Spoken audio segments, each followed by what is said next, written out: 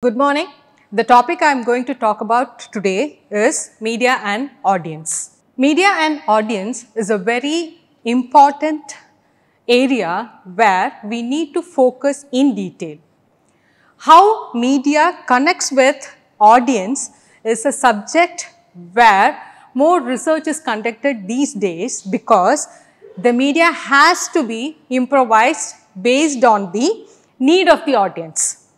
Accordingly, we need to know who are these audience and how do we define these audience. Defining audience is a very ambiguous way of explaining the targets involved in listening or viewing or reading the media content produced. Because audience are heterogeneous. They are fragmented. The audience nature keeps changing based on the media content and also based on the type of media consumed. Accordingly, we can define audience as the one for whom the communication takes place. So, if no audience, no media and no communication will be happening. The second way of defining audience is the people who is engaging with the media.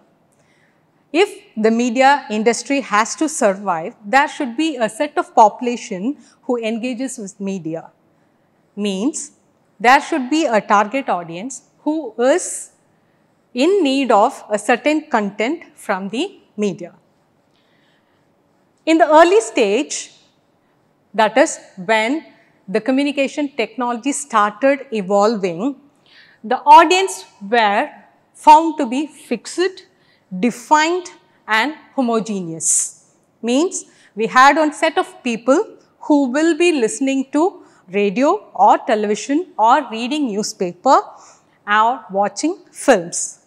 But with the transitions happened to the technology, the audience has become polysemic, unstructured, diverse and heterogeneous individuals.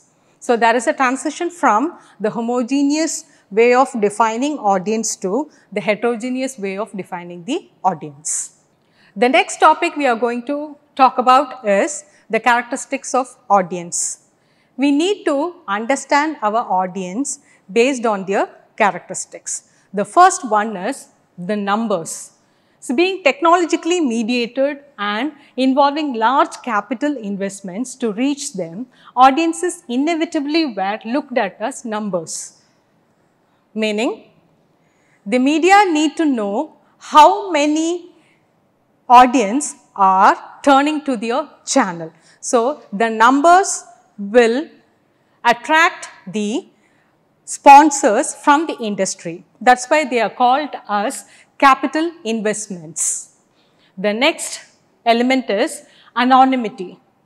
The audience, they do not know each other and their nature also keeps on changing depending on the medium they listen to or tune to. And the more important element which we should know is the sender of the media do not know their audience personally. So, that is why they are defined as anonymous. The next characteristics of the audience is heterogeneity. So, they vary in their primary characteristics as individuals. They are not organized and they are not self-acting also. They need a stimulus, they need a motivation, they need a demand to listen to the media. The next element is the geography or place.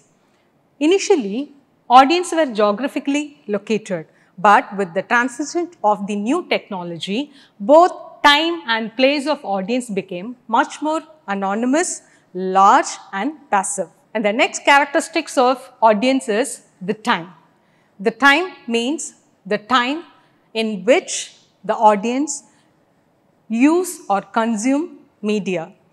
So, based on this, there are prime time, there are first telecast and repeat show, regular show, one time show and it keeps on changing. It means that The prime time are meant for people who are busy in their schedules, and the rest of the day is meant for people who are in the relaxed mode at their home and listen to the media, watch media or view media. There are also real-time audiences who use the digital technologies. The next characteristics is the medium, channel or content. The type of medium by its nature also defines the broad characteristics of its audiences. The language, the semantic codes, the genres, subjects and styles define who the audiences are for that message, and it also defines how the audience use that message. And there is one more type under the channel is the gendered audience. The gendered audience means how the male and female has a demand for a media content. The next topic is the expectations. So, when we talk about expectations, the media need to measure who are their audience. For example, for a particular program in a television channel, how many of them are tuning into that program at particular time has to be measured to find out their expectations. The next topic is the longevity. Not everyone or all audience remain loyal to a single program for a long period. It keeps changing. So, we also need to know what is the longevity of the audience. The next element for the discussion is the types of audience. Basically, the types of audience can be categorized with the elements of size, geography and the sphere of usage. The size refers to the amount of population using or consuming the media, and the geography is about from which locale the population is consuming the media, and the sphere of usage is how much amount of information they use from media. This is the very common way of categorizing the audience. The other ways are based on the interest they have, how they are formed as a group while using the media. Under this, the first category is the group audience. The group audience are people who have similar interest and are interested in particular type of media content. For example, watching a particular TV serial. The main target population are the housewives who stay home, and they also watch from a particular time, maybe after the prime time. So, they can be called as a group audience who listen to the television serials. And the next one is the mass audience. The mass audience are the audience who are listening to the mass productions like television, film, radio or print media, and they are heterogeneous in nature. And the next way of categorizing audience is based on their regionality, that is based on the local, they are called as locals, they are called as national audience, and they are also called as the transnational audience based on what type of media they use. So, the local audience use, for example, they use cable channels which is given by the very regional area of the place. And the national audience are people who listen to the public service broadcasting like All India Radio or Doordarshan. And the transnational audience are people who use the digital technology to access content across the borders. And the next way of categorizing the audience is the people, how they use the content, in which atmosphere they use. So, it can be divided into two types. One is the public sphere and the other one is the private sphere. So, public sphere, the very common example is the theatre viewing of a cinema or a movie, and the private sphere is how you access your digital technologies using your mobile, using your laptop or using your personalized technologies to access the content. The next element we are going to talk about is the audience typologies, which talk about how is the relationship between the sender and the receiver of a media content. Based on that, the first one is audience as target audience, meaning how the media conceive a program keeping a set of population as a target audience. For example, any public service announcements target a set of population, assuming that the sender's communication will be reaching the particular target. And the next one is audience as participant, where the audience become the producer or the sender, as well as the sender becomes the audience. So, there is a loop between the sender and the receiver. And the next is audience as a spectator. So, where the audience remains as a passive audience listening to the content given by the media. The next topic is about the theories of audience. These theories talk about how the media and the audience are connected and how the content of the media creates an impact on the receiver, that is by the audience. The first theory is the bullet theory, and it is also called as a magical bullet theory or hypodermic needle theory, and it is a very primitive way of defining a theory for the media. It talks about the stimulus response assumption. Messages were viewed as bullets and the audience as sitting ducks to be struck by the media. So, this theory says that the audience are passive receivers who get directly impacted by the media content. And this theory has limitations where it does not talk about the other elements which impacts on the audience while receiving the communication. And the next theory is the individual difference theory. Here, the media messages are perceived selectively by the individual member, and the retention, interpretation and influence are also individual specific, as each individual possesses diverse psychological mechanisms. So, when a media is received or selected by an audience, it's depending upon the individual's needs, desires and gratifications, and it is not a direct attempt or on the attack of the audience by the media content. The next theory is the social category theory. The social category or the context of individual influences the pattern of media attention and response. It says that the social context decides how the person or the individual receives the media and creates meaning out of it. These are the three important theories on which further researches have been carried out.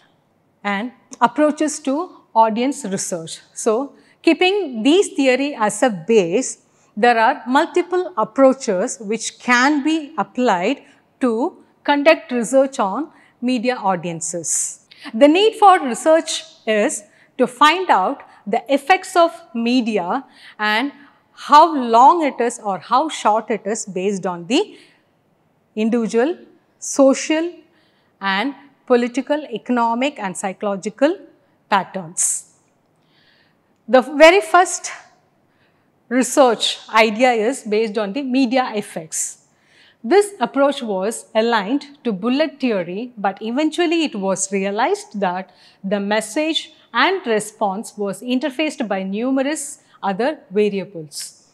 So, while talking about the media effects approach to conduct a research on the media audience, the very first attempt was based on the magic bullet theory, which talks how the media can directly attack the audience and create an impact.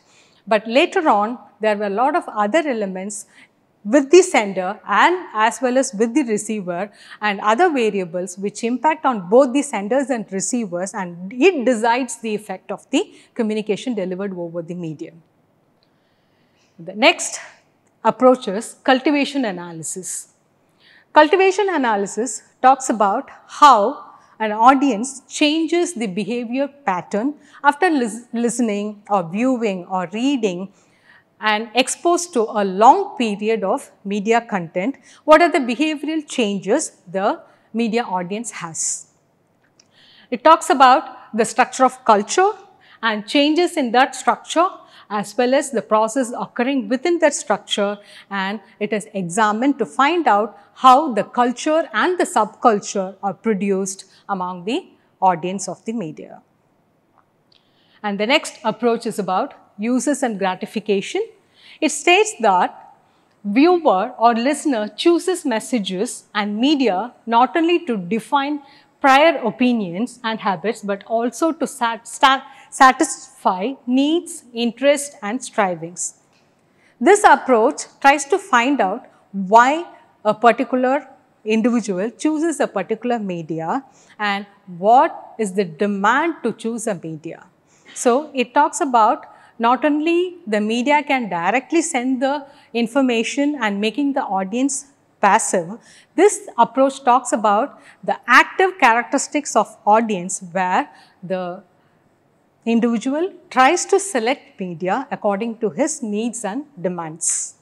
These approaches and theories put together will build the gap in finding out how the audience are formulated, how they are treated and how indirectly these audience will reflect on the content produced by the media industry. The final topic for the day is about what would be the future of the media audience in the contemporary scenario where the technology keeps on defining and redefining the nature and the characteristics of the audience. Basically, the media audience are the ones who define the communication. Without audience, there will be no communication and no channel or no medium will be in surveillance. With digital technologies, the future of audience has become more dynamic as audience has become media producer now. The line between the sender and the receiver has blurred now. The sender has become the receiver and the receiver has become the sender. Means the audience has become the producers of the content, though they are not the professionally designed people.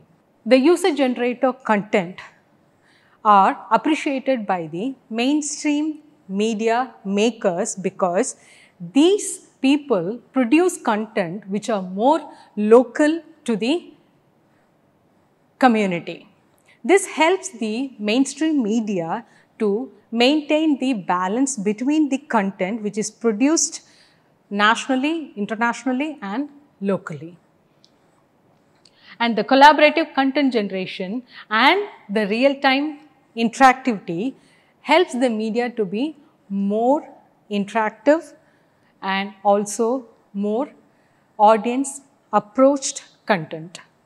Finally, we can conclude that the audience in the contemporary situation are defined as prosumers, the term which was coined by Alvin Toffler, which talks about the consumers being professionally producing the content and also being a consumer. These are the few elements which we need to know if we have to further go ahead with the media industry producing content for a target audience. I hope the session was useful. Thank you.